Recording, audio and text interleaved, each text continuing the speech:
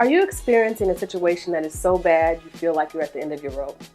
And you can't believe you're here because way back when you saw the situation developing, you called out to God for help, but God did nothing?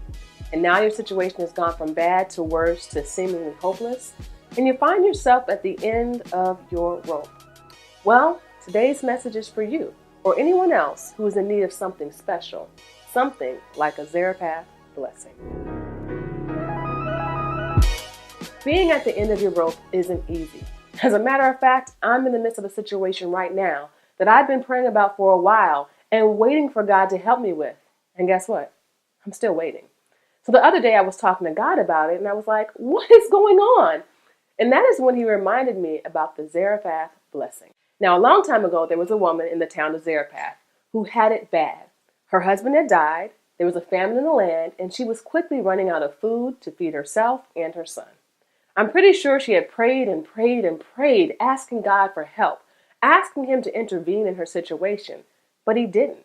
And her situation got so bad and she had so little food that she accepted the belief that her and her son were going to die from starvation.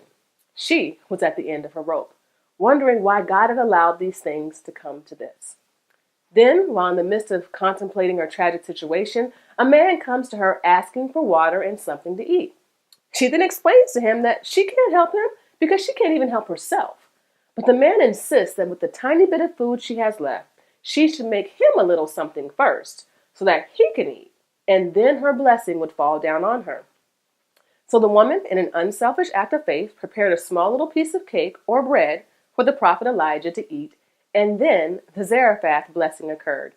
Because the flour and the oil that she used to make the bread miraculously did not run out until the day the famine ended, and she was once again able to obtain it on her own. So this woman, who thought she was about to make her last meal and die, was actually about to make a feast. And when she thought she was at the end of her rope, she was actually at the beginning of her greatest blessing.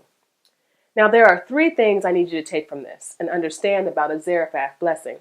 Number 1, a Zarephath blessing comes when your situation seems completely hopeless.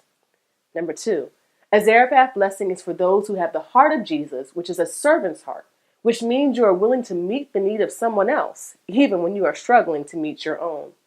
And number 3, a Zarephath blessing is not an ordinary blessing. It's the kind of blessing that is so big your mind cannot even conceive it.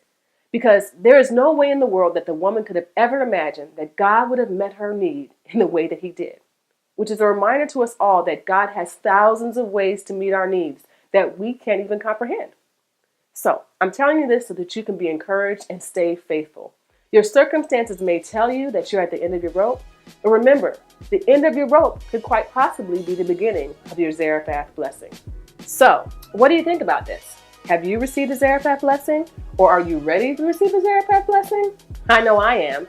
So let me know your thoughts by sharing them below.